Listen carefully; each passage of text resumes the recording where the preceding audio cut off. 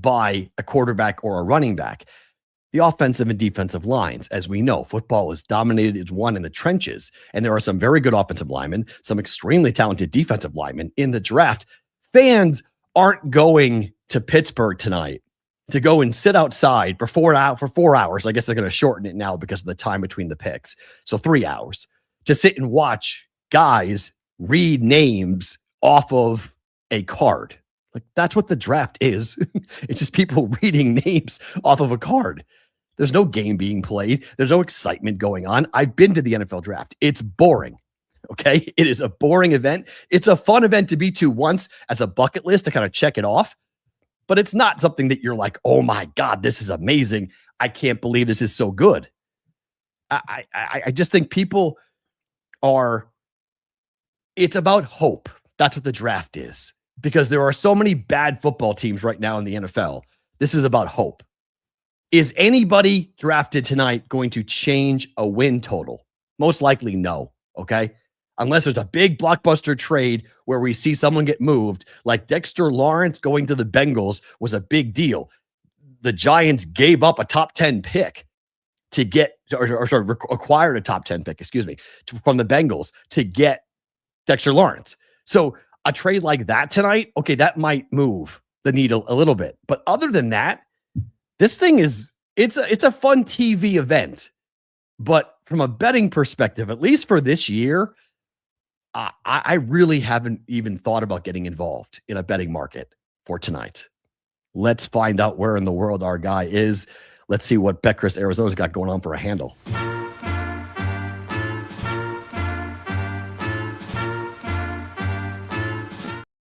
Our guy, Adam Bjorn, located, still in Costa Rica. How are you, my friend? Good to see you. Yeah, still here. Just getting ready to pack and get on the road for the Derby next week. And then, yeah, sure enough, the draft tonight and the weekend. Let's talk about the handle.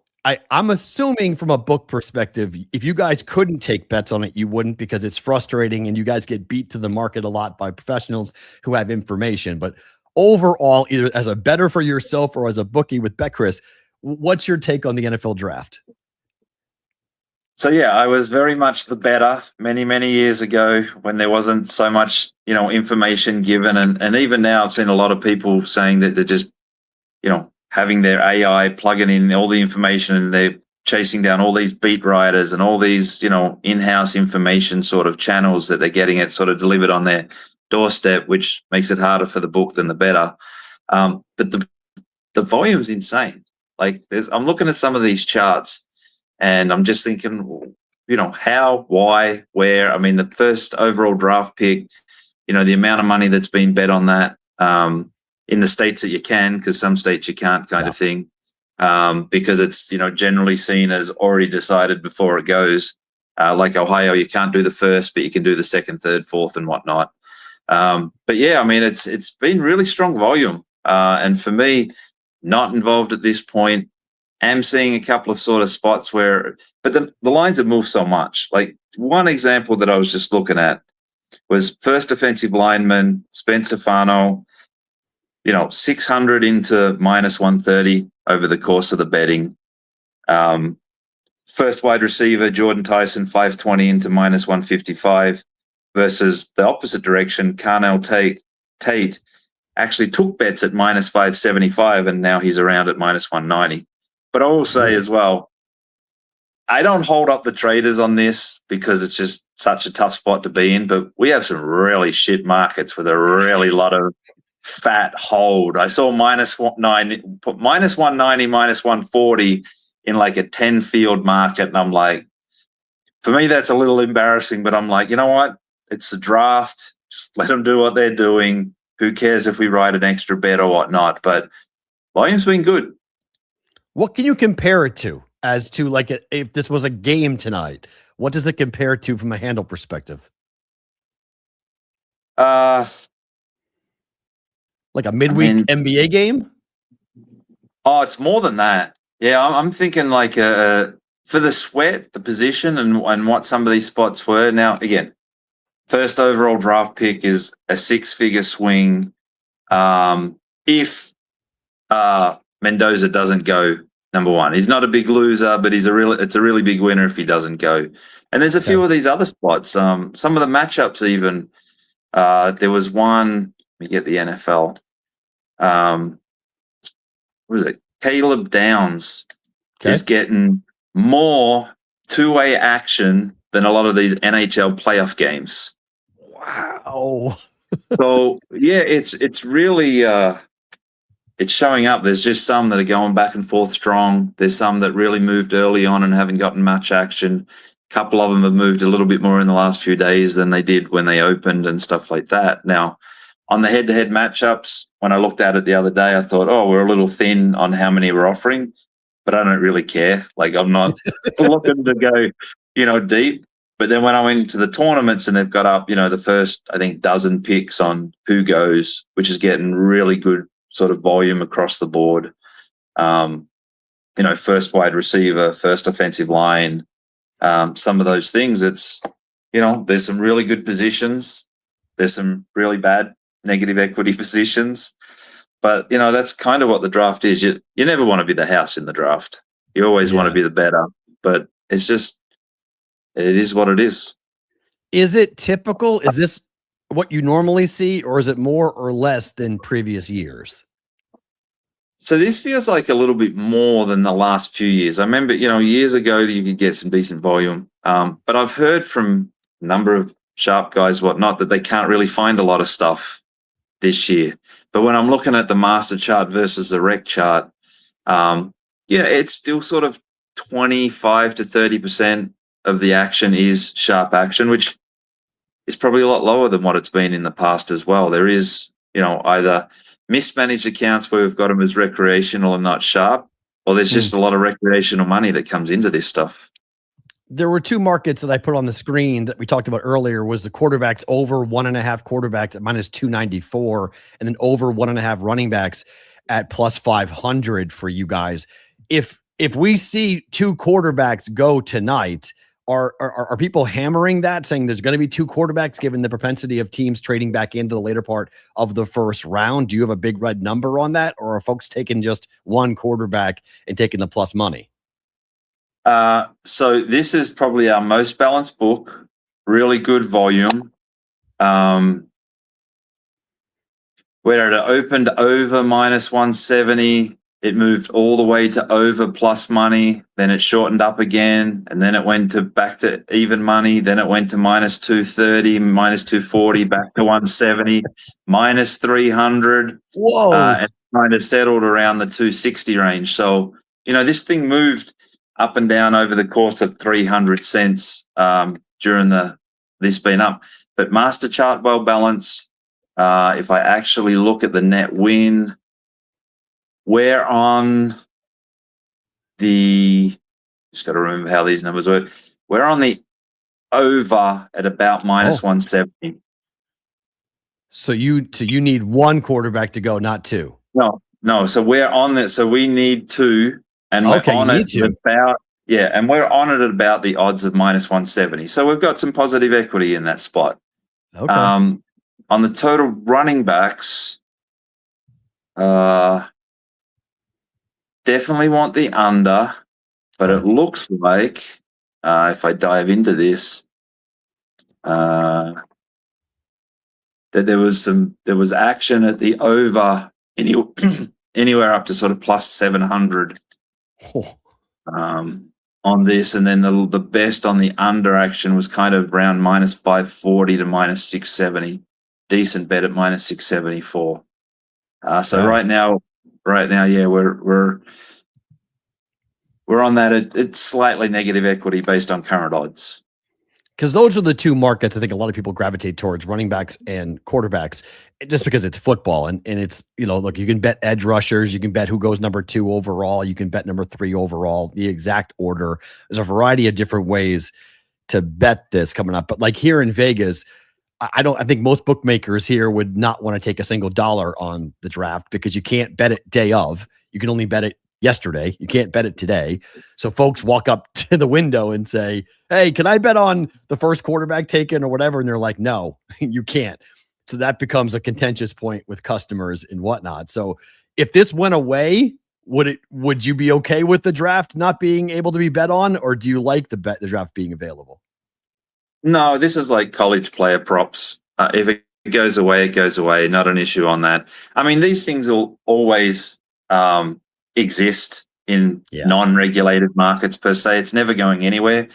But that's one thing that, a lot of these states have come out and said on the college football player props. I'm like, let them go. Let them go to the gray. Don't worry about that.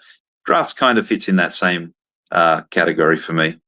Yeah, I used to be so into it. I used to be when legalization came around and I could bet on it. I used to be so into it, and I've been so into the NBA and the NHL playoffs, and there's so many games to break down that I haven't spent the requisite time to really get into the draft this year. And I had to be reminded yesterday that the draft was today. Hey, by the way, the draft is tomorrow. I was like, oh my gosh, I totally forgot. You want to bet, you got to get involved today, because in Vegas you can't bet on Thursday. So it's kind of snuck up on me a little bit on that, but it's good to hear that you guys are heavily involved, because it's football, right? At the end of the day, it's football in April. It might be fake football, but it's still football. Yeah, I mean, you've got the playoffs, but it's another thing to take bets on. And it just keeps people in tune. And then now you've got that break until August, or, I guess it's end of July when that Hall of Fame game sort of takes place. Obviously, this summer is very different than other summers when there's actually a sporting events on and there's a carry through. But 100%, I mean, end of April, it's the draft time, but this year's just flying. I mean, this caught up with me as well, and I think it was on the weekend or something, someone said something about the draft, and I hadn't even looked at the charts or looked at what action was taken, and when I clicked on it, I was like, well, okay, this has been up for a little while, and we're taking some real action, and we'll have some sweats. The interesting part in Pennsylvania is that you can't bet on the draft in Pennsylvania, yet Pittsburgh is where the draft is tonight. So it is a little bit of for all those people that are sitting there at the draft who have their mobile apps in Pennsylvania, they can't bet on the draft tonight. So there is a little bit of a pain point in Pennsylvania, because they cannot put wagers down on the event being held in their home state tonight. So that's a little bit of a twist for tonight. That's not usual, because when the draft was here, you could bet on it, but it was the day before, obviously. In other places, you've been able to bet legalization. So, all right, let's move to the playoffs, because I am curious about the action here. And when 3 dogs win outright, like what happened 2 nights ago in the NBA playoffs, in big numbers. I mean, Boston didn't cover a 14-point number. The Spurs were laying 11.5, and they didn't cover. They both lost the game outright, and then the Lakers won to go up 2-0 on the Rockets. They were dogs. How significant was that for you guys, that you had a night where, first time in 25 years, we saw in the playoffs 2 double-digit dogs win outright? Yeah, that was good. I actually went 4-0 on my data play picks that day. So, the Lakers money line, Portland covered the spread and covered the first half spread. And then the fourth one was actually the Mammoth in the series against the Knights. But they were good results. All of them were sort of, good results the way that they fell. But the weekend felt very chalky, where there was a lot of blowouts, and it just seemed like, we needed to get one back, because the weekend wasn't pretty. And every time I sort of looked at it, it was just, they quickly went up. They were never coming back, and it sort of was all one-way direction. So when I was looking at the charts the other night, it was, okay, here we go again. We need at least 1 or 2 of these to go the right way. And, we ended up getting it. But it helped us after a pretty rough weekend.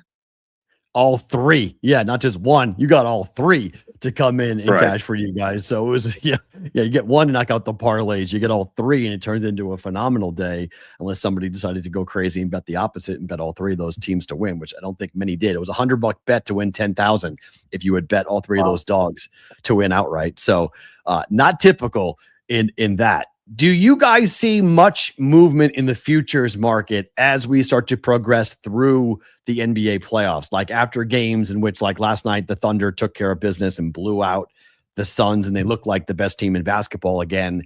Do you see much in playoff movement in the futures numbers? No, not a lot. And the way this has been falling in the NBA, the series, there was, all the series were heavy action on the favorites. And this is where generally when the favorites are winning, it's so baked into the price in the futures that you really don't get to see much movement down. This is when, if you really want to be on the favorites, that all up kind of series prices where you get your value. But yeah, not a lot on that. The hockey moves around a little bit more, but on the NBA, it's sort of stayed on track to where expectations were. We put up your numbers yesterday looking at the futures market, and it was interesting because the NHL, there's a couple of teams. Obviously, Colorado has got your shortest odds, and then you've got some other options, Dallas and whatnot. But then it gets really compacted for like 7 or 8 teams, or only like a couple of dollars difference, where the NBA is much different, where you basically have like 3 teams and then you got everybody else. Do you see more action in the NHL in the futures market because of the prices, or is it so heavy in the NBA that everyone's coming in and betting one of the top 3 or 4 teams in the NBA? Pretty much the NBA, because NBA just has a lot more interest, a lot more action, and you see, they do come in on those shorter prices, so they're betting a little bit more and whatnot. The hockey, you'll see a bit more on the series than the futures. People will sort of get involved in that. But yeah, right now, definitely a lot more handle on the NBA. Stanley Cup hasn't gotten a ton, and we're at fair odds. We've kind of got 18% household, which for me, I think you get really aggressive on the futures in these spots because it just doesn't matter. Ultimately, you're going to write more in series. So you just try and get it in and tie up some of that money if someone's interested in doing it over the next sort of 6 weeks. We've seen big spreads in the NBA, but tonight, actually, we've got a pretty decent card where the Hawks are only a 1.5 dog. Raptors are catching 3. The T-Wolves are catching 2.5. Any interest, anything of note on the games coming up tonight with the 3 games in the playoffs of the NBA? Yeah, definitely one. And I can classify it clearly as a data play already because it's just standing out and there's so much money on it. We've actually got 86% of the money overall on the Knicks, and we're at 90+% of the master monies on the Hawks. Wow.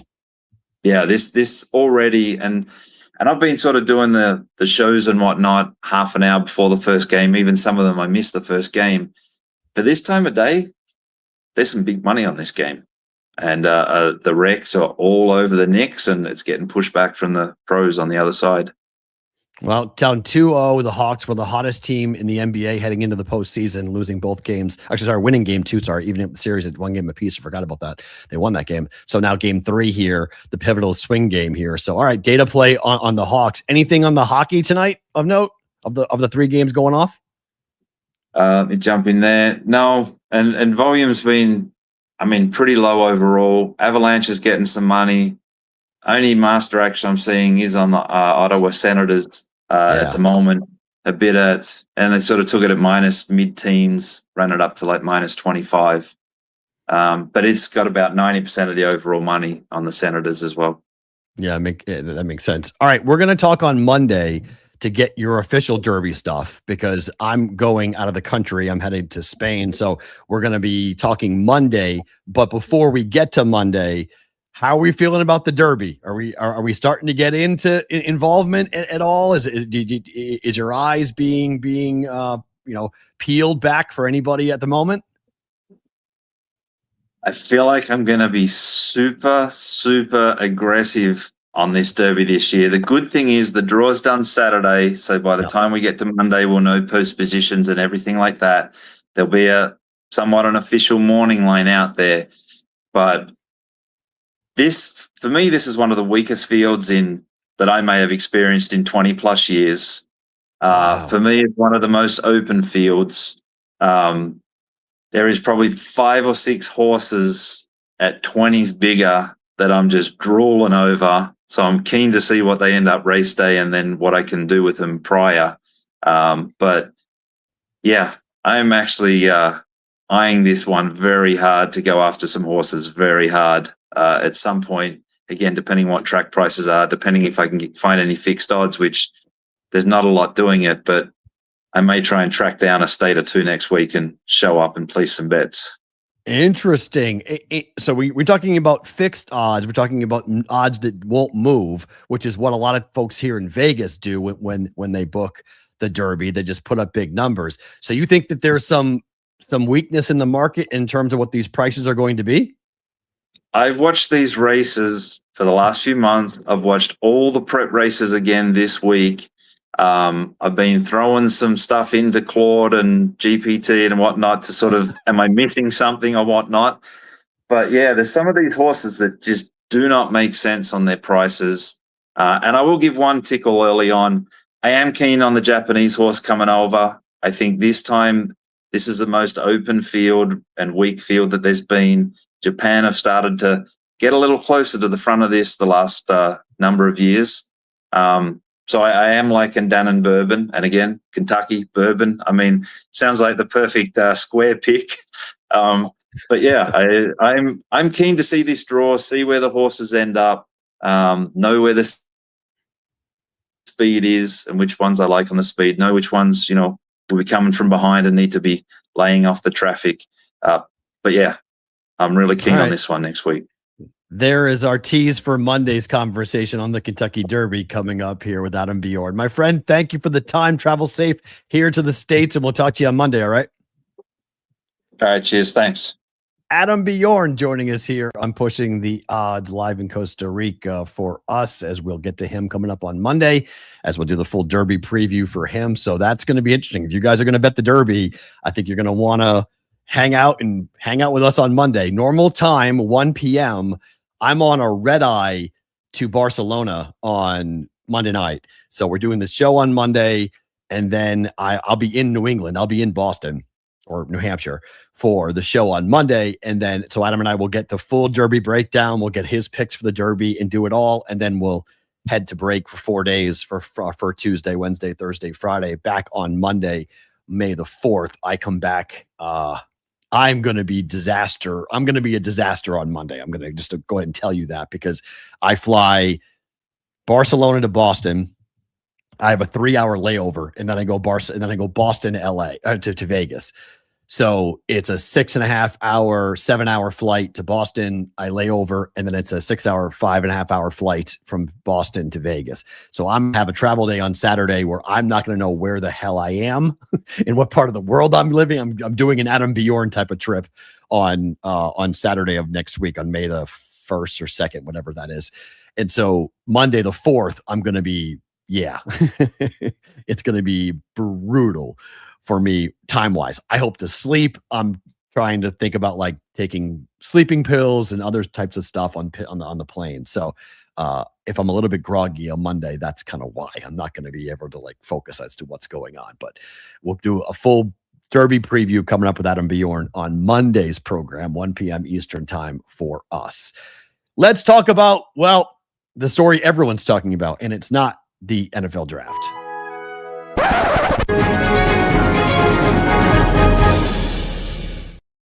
So we'll talk about what happened last night. Mike Vrabel decided to announce that he is not going to be part of the Patriots draft day 3. He's going to be there day 1. He's going to be there day 2, but he won't be there day 3. This makes no sense. I don't know who is advising Mike Vrabel. I don't know who is telling the Patriots that this PR that they are doing for this story is helping them in any way. This is a public relations nightmare now for the Patriots. It is the perfect story. And I told you about this 2 days ago, about the drip, drip, drip nature of this story, and why when you go out and you don't do a full mea culpa and you say something like along the lines of like, I've had tough conversations with my family, that no one's going to leave it alone. And Mike Vrabel announcing that, quote, I believe this is what I have to do to be the best husband, father, and coach that I can possibly be about missing day 3 is causing everyone to ask a very real question. Is therapy closed on Thursday and Friday? Is it only open on Saturday? Is that the only day you can go to therapy? Because why day 3? And if the Patriots have people that can handle the draft on day 3, why can't they handle it on day 1 and day 2?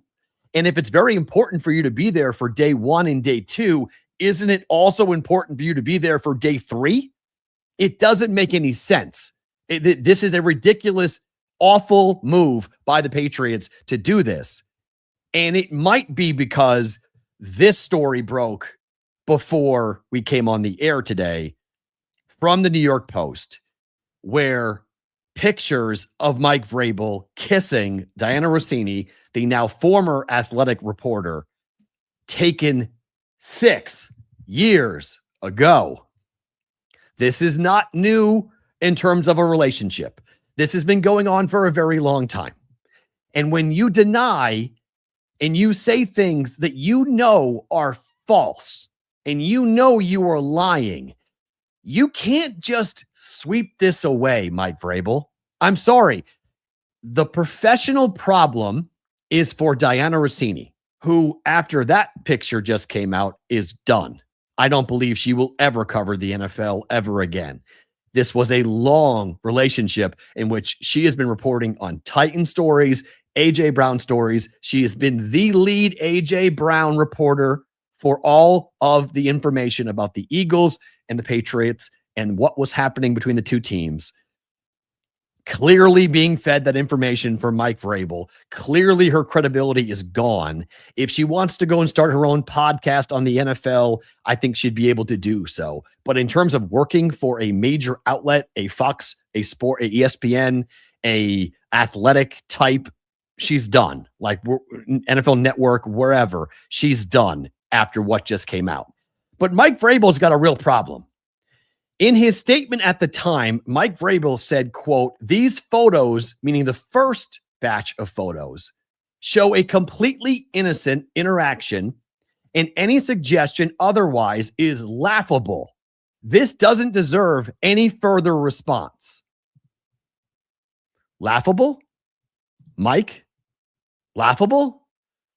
This is the problem now for Mike Vrabel.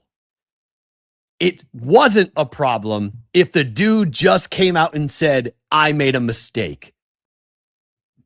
It's between me and my wife. I have been doing this job. I have been successful in this position, and I understand that this looks really bad, and I need to go take a leave of absence." Okay? Say, I'm going to go and I'm going to take a 1-month leave of absence. There's a dead period coming up, really. I mean, it's OTAs that, we know that coaches for the Patriots could run it, right? There's guys on the Patriots staff who have been head coaches before, Josh McDaniels, that you can go ahead and have him run it until I come back. And I'm perfectly comfortable and confident that Josh can do what needs to be done until I can get my personal life in order and figure out what's going to happen next. He didn't do that. That didn't happen. Mike Vrabel's taking 1 day during the draft to go to counseling, which that announcement feels like they knew the New York Post there was other stuff about to drop on Mike Vrabel. If this relationship was going on 6, 7, 8, 9, 10 years ago, who knows when this thing actually started, how long this affair has been going on. Mike Vrabel got married in 1999. So, okay, he's been married for 27 years. How long has this been going on? Because if you are so brazen to come out and make a statement like that saying this is a laughable conversation and it does not warrant any further comment that what you guys are doing. And then her statement was equally defiant, saying, "I'm not going to talk about this. And this is not something that is, this is beneath me to have these conversations."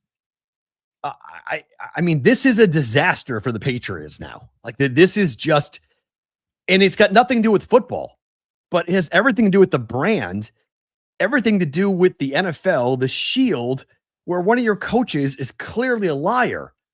Now, how many guys who are head coaches have stepped out on their wife? This is why the NFL is not going to investigate the Mike Vrabel situation, because they don't want to know the answer. Okay. If you want to know why the NFL announced we are not going to be investigating Mike Vrabel, it's because they don't want it investigated, because they don't want their owners investigated. Because if a coach gets fired for having an affair, you're going to see a lawsuit and you're going to see all sorts of different stories start to pop up saying, well, wait a minute, this guy did this guy did that, this guy did this. I get called out because of a private investigator who was hired by the woman I was dating, morally and personally, that behavior, unless there is a clause that specifically says you can't be doing this, to get fired for it, if Mike Vrabel were to be fired over this, Robert Kraft has his own problem with this stuff, right? So Mike Vrabel's not getting fired. Nobody in the NFL wants this story to continue. They all want it to go away. But the journalism side of it, the journalistic integrity side, the ethical side of it is not going to go away. Not until we uncover everything, and not until like Mike Vrabel comes out and tells the whole story. You got to get in front of this. When you get caught, you can't lie.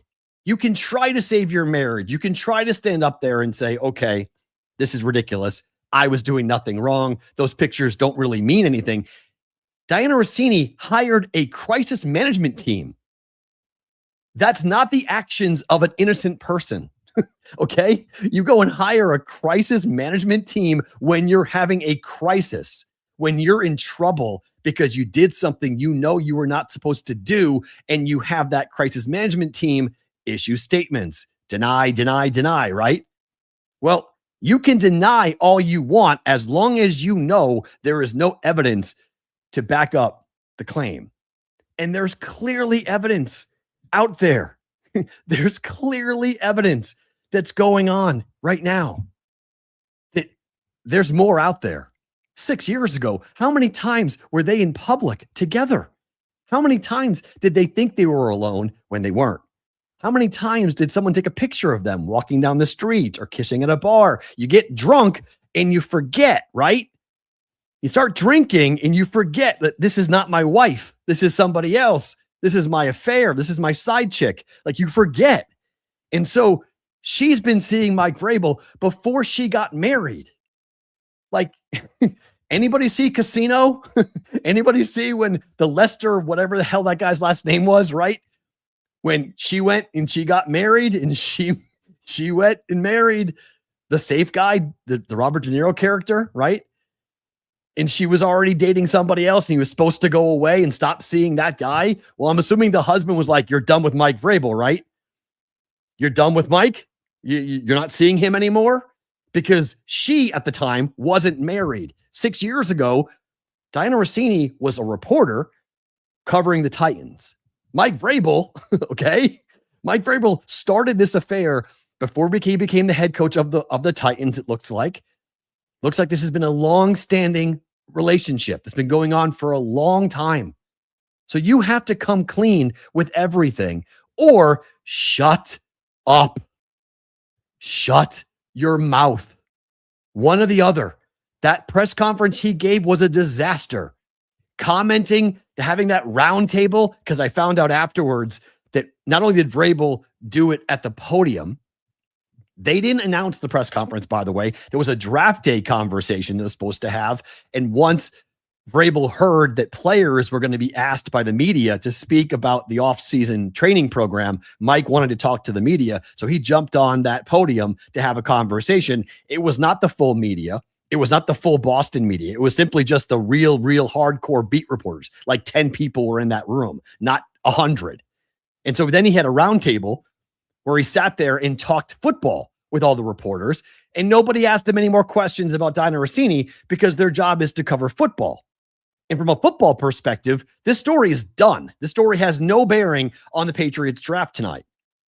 But if the Patriots draft a player tonight, Mike Vrabel is scheduled to address the media tonight in New England about the player they draft.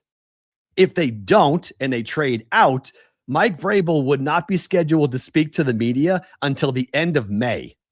So watch that tonight, where if the Patriots don't want Mike Vrabel to speak to the media, you could see the Patriots trade out of the first round into the second round, and then you will see Elliott Wolf tomorrow be addressing the media about the drafting of whoever they take in the second, third, fourth rounds, and then Vrabel's gone, and the Patriots don't meet with the media again until the end of May.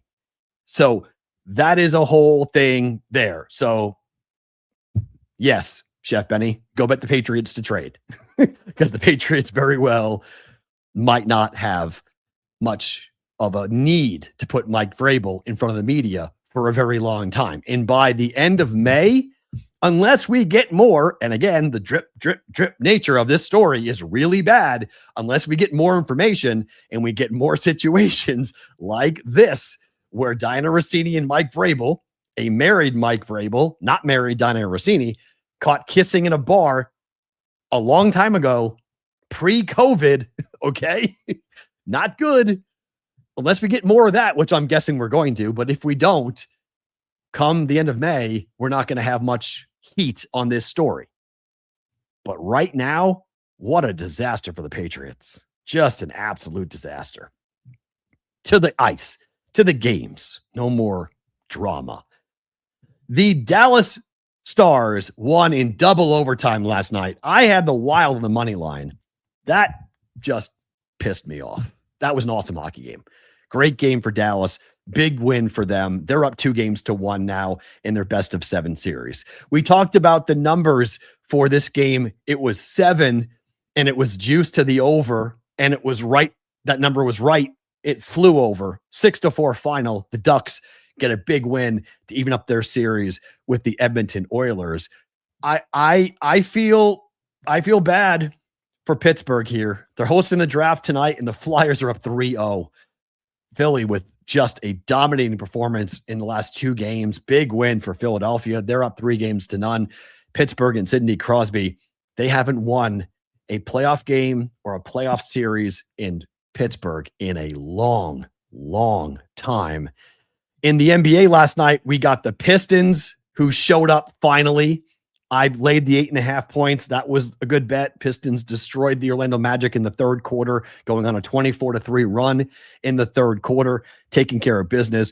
That series now tied up at 1 game apiece. And even though they didn't cover, the Thunder win the game. They go up 2-0. They didn't cover the 17 against the Suns, but it was never a game. That was never close. The only thing was in question was whether or not we were going to see a win and a cover for OKC. There was always going to be a W for the Thunder last night. They took care of business quite easily and dominated the Suns. They're up 2-0. While some teams are struggling, losing game 2s, not the Thunder. They took care of business. Let's jump down the rabbit hole. Let's talk some Major League Baseball.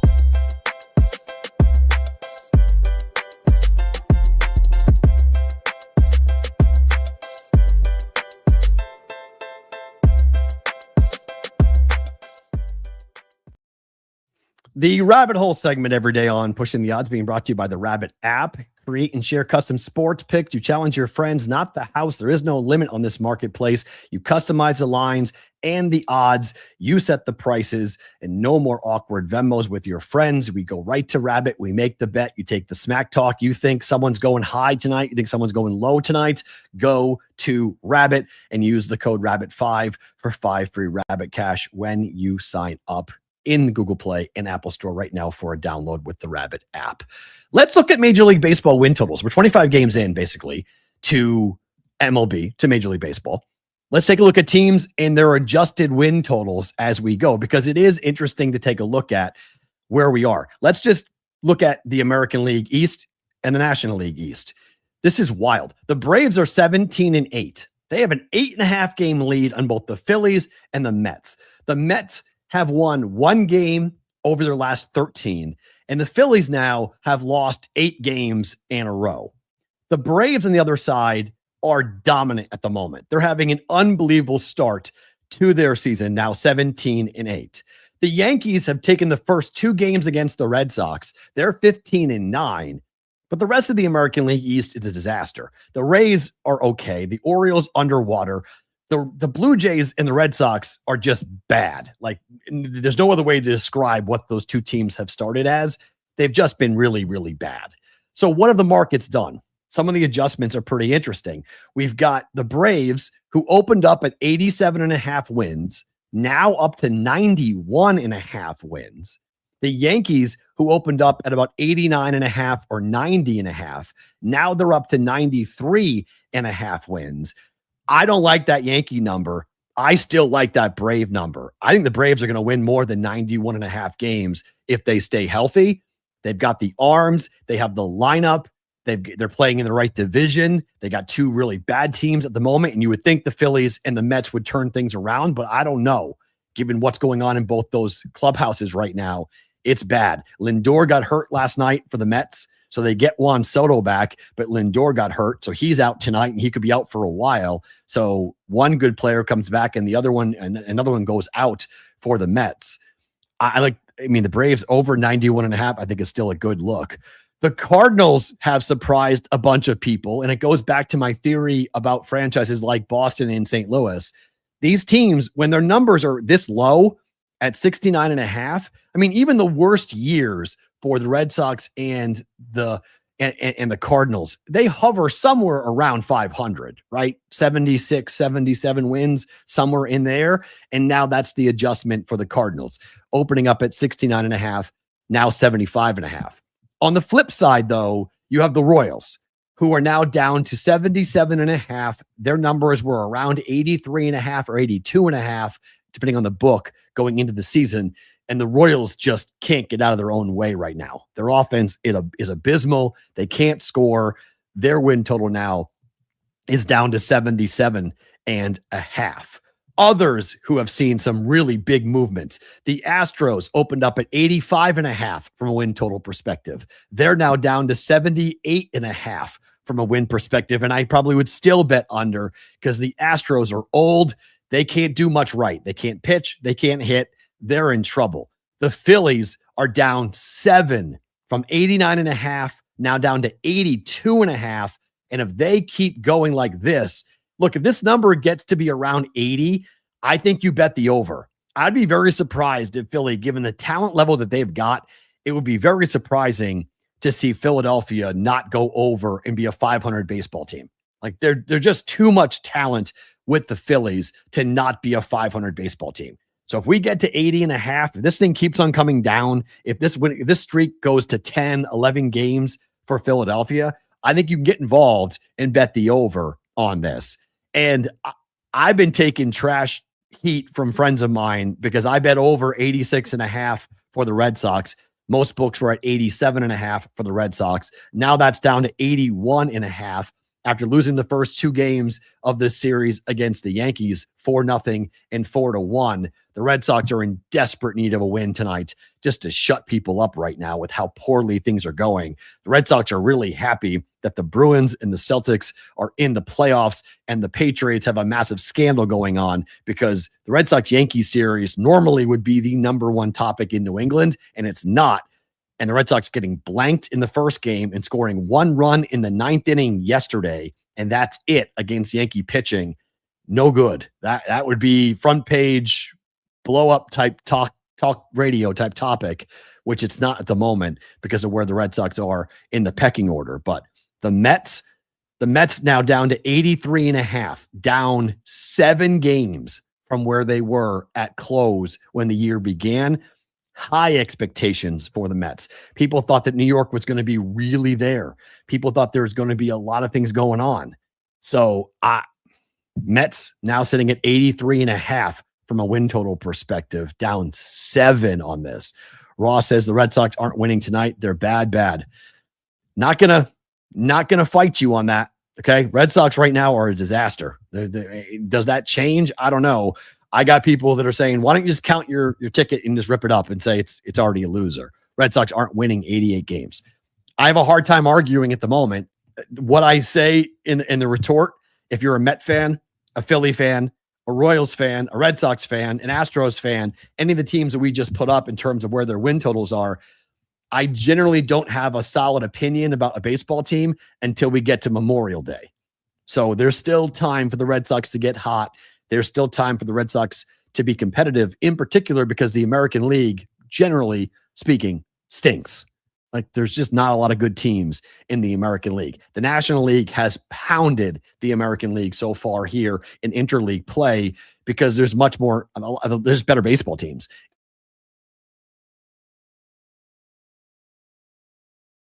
Real day, well, if they're around 500, the Red Sox can get themselves to 500.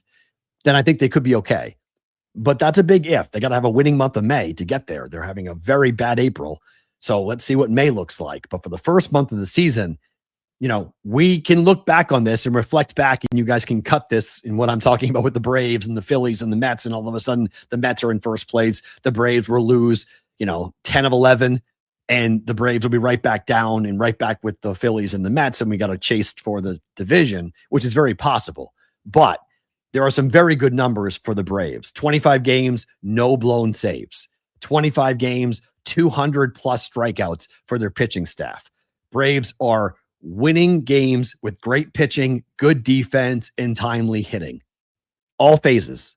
The Braves do everything that the Royals don't do, which is the Royals don't hit and the Royals don't pitch. This is a team that I will actively fade. I will ride the Braves for the month of May. I will bet against the Royals for the month of May, and then we'll see where we are coming up at Memorial Day, when the books will be able to adjust their numbers. But that's a very interesting situation as we roll here through into the second month. Already some pretty big adjustments going on here. JPC, you're mean. Acuna's due to blow an ACL. That's just mean.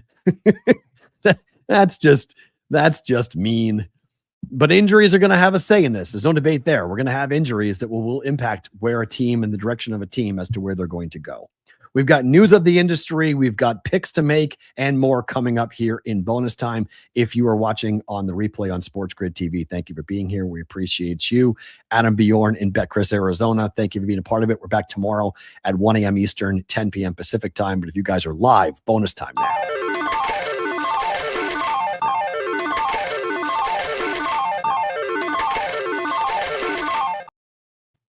I think it's going to be a fun situation. It happens every year for the Braves. That's true. They do have costly injuries. That's true, but they are pretty good, though.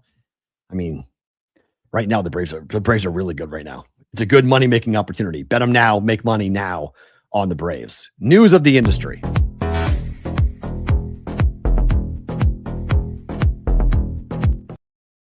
We talked a lot about this with Adam about taking bets on the NFL draft is just not fun for the books. And it's because they get beat.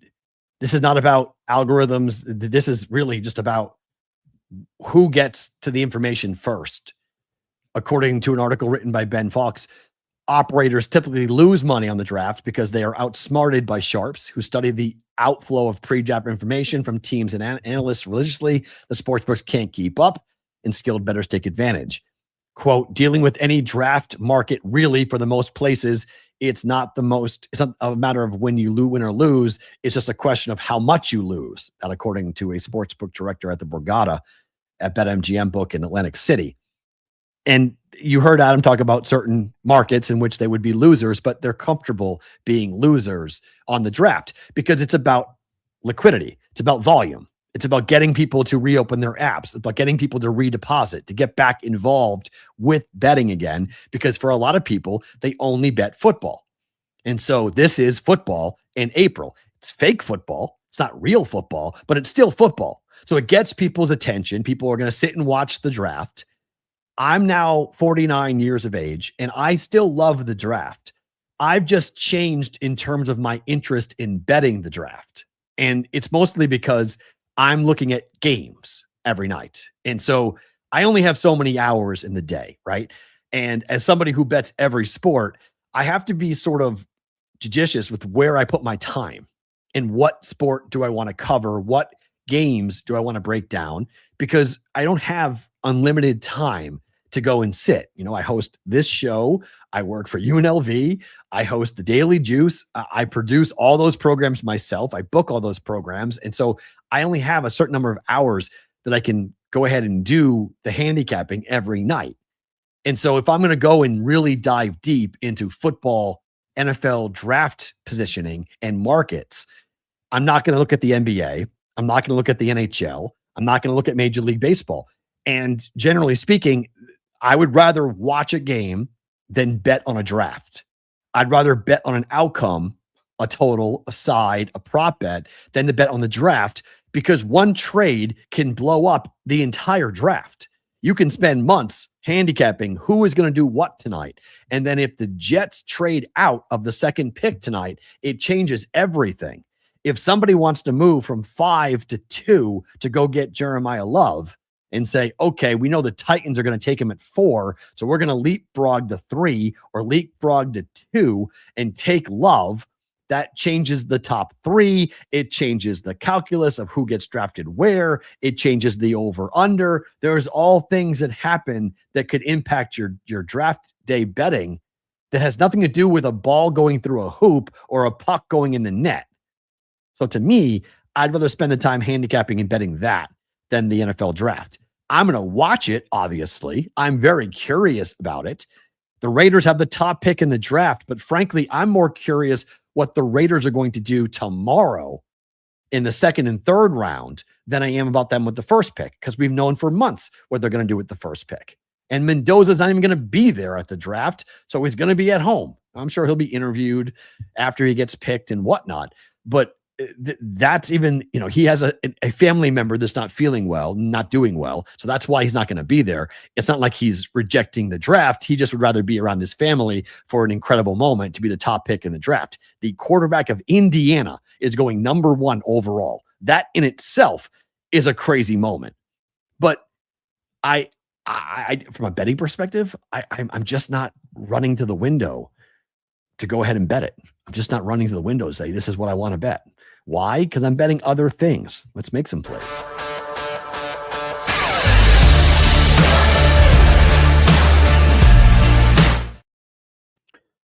Just the Picks being brought to you by our friends at the Betting Pros Prop Bet Cheat Sheet. If you guys want to bet on prop bets, you can do so by going to bettingpros.com/NBA props or download the Betting Pros app and search the Prop Bet Cheat Sheet to come in. 2-0 so far on the prop bet of the day using the Prop Bet Cheat Sheet. We'll do that coming up here for the prop of the day in just 1 second. But I am fading the Mets today. I'm taking the Twins. I don't care that the Mets won yesterday. Lindor got hurt, and the Mets are determined. I think just they're not interested right now when they're going to play the Twins and they decide, okay, this is a game we're going to throw Christian Scott up against Joe Ryan.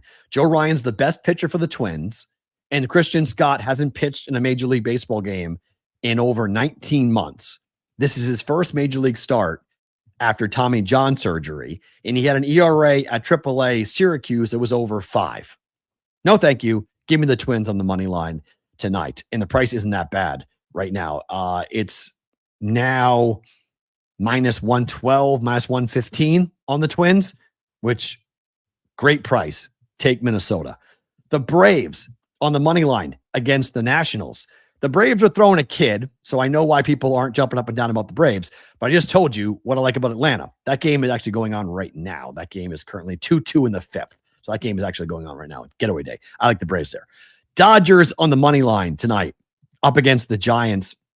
It's actually 12:45. It's Glasnow against Logan Webb. The Dodgers have lost the first 2 games of this series, 3-0 and 3-1. Highly unusual for the Dodgers to get swept by the Giants. And this is a big game, getaway game, but I think it's a big game for the Dodgers. I like the Dodgers tonight or today on the money line. To hockey. I like the Sabres tonight against the Bruins. I'll take a zigzag theory here on this. Game 1 to Buffalo, game 2 to the Bruins. The Bruins have outplayed the Sabres for 5 of the 6 periods so far here in this series.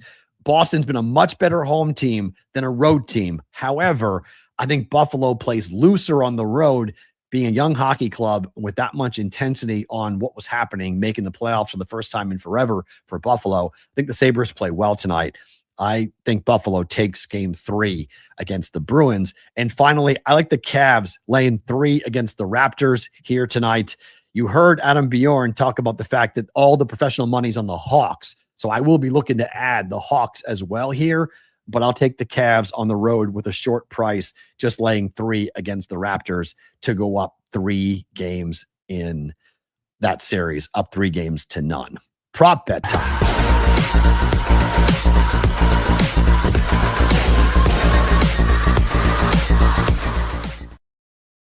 Prop of the day is 2-0 so far here during the week. Let's get into another one here for us today. And let's look at Naz Reid. Over points and rebounds for Naz Reid coming up here tonight. Over 15.5. With this number at 15.5, 9 of the last 15 times this has gone over, but it's only failed to clear in 2 of the last 8 games for Naz Reid. Game 1 against Denver, he only had 8 points and rebounds combined. He had 5 points, 3 boards. But then in the last game, he had 20, 11 points and 9 boards in a win for Minnesota. This, according to the prop bet cheat sheet, is a 74% cover probability and a 5-star play for them. Their 5-star plays have been very profitable. I like Naz Reid to be more active here against Denver. It helped them out. They're at home. I think he'll play even better. I've gone 2-0 so far here this week. Let's go 3-0 here for the prop bet of the week. Let's go ahead and put it over here, over 15.5 for Naz Reid here today. Ross Randall's pointing out a stat. Since the end of December, Buffalo has been one of the best road teams in the NHL. Correct. I like Ross has been anti-Boston sports lately, but I like the Sabres tonight. I'm with him. I like the Sabres to get a W coming up here for tonight. Time for favorite thing about today.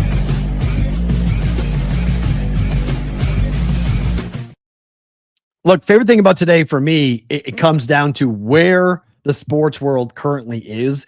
And I am very thankful that here in April, we have got this much stuff to talk about. Okay. This has been the NHL playoffs have been awesome. The NBA playoffs have been great. Major League Baseball is off and running. We got the Mike Vrabel controversy and the NFL draft coming up here for tonight.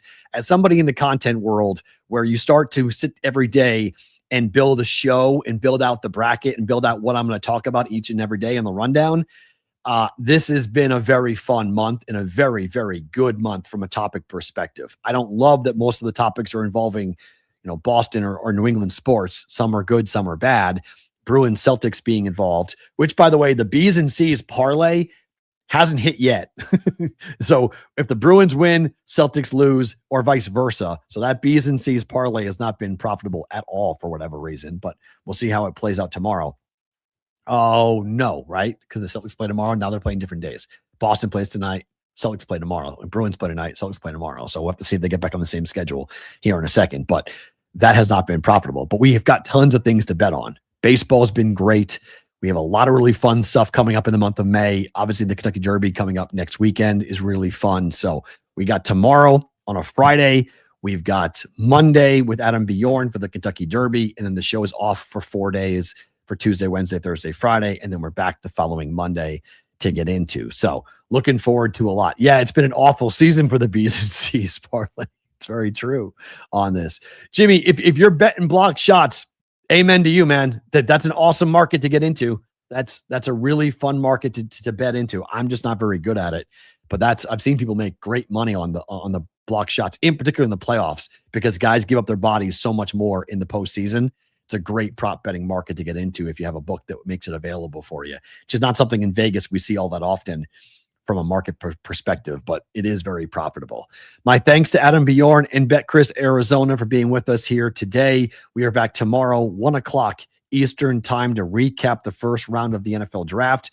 Will there be anything of a surprise tonight? No, I'm going to say that. I don't think there's going to be a big surprise tonight. I think it goes pretty much as expected, but let's see what happens in Pittsburgh coming up here for tonight. We'll recap it all tomorrow at 1 p.m. for a new episode of Pushing the Odds with Matt Peralt, presented by Betcris Arizona.